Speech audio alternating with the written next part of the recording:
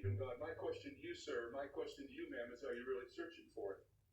Are you really seeking after Him? Don't just come and say, well, I'm not sure I believe in God. Here's the question. How much do you care? How much have you sought after Him? What have you read that helps you understand who God is and what God does?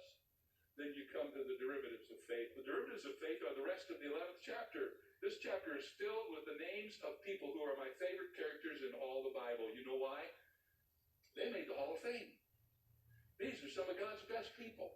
These people are going to tell us how the just live by faith, and so on.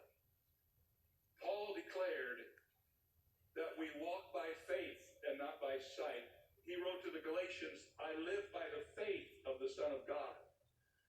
And I want you to remember something as we close our Bibles today, that faith is not a passive word. Faith is an active word. Faith does something.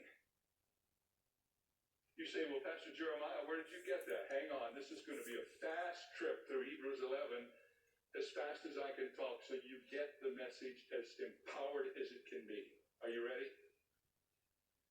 Faith brings the proper sacrifice. Faith enables one to walk with God. Faith builds an ark when it's never rained. Faith goes out not knowing where it's going. Faith dwells in tents in a foreign country. Faith looks for a city whose builder and maker is God. Faith receives strength to bear a child when the mother is past the age of childbearing. Faith offers up one's own son in obedience. Faith believes in the resurrection. Faith promises not to leave Jacob's bones in Egypt. Faith refuses to be called the son of Pharaoh's daughter. Faith chooses to suffer affliction with the people of God.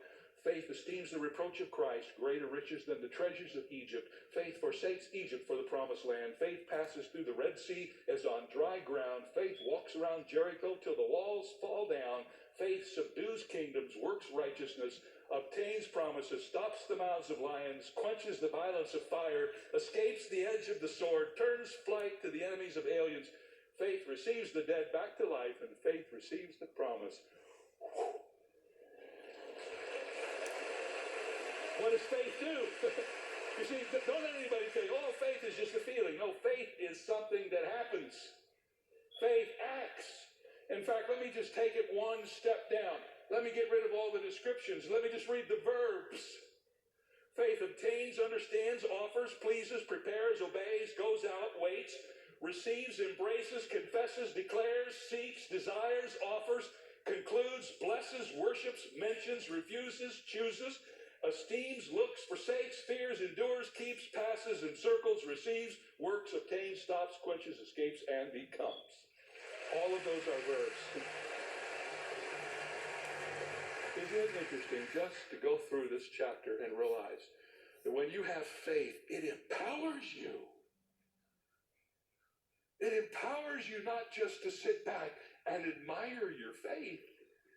If you don't have faith, you don't have anything. Because without faith, it's impossible to please God. You can't get to God without faith, and you can't walk with God without faith.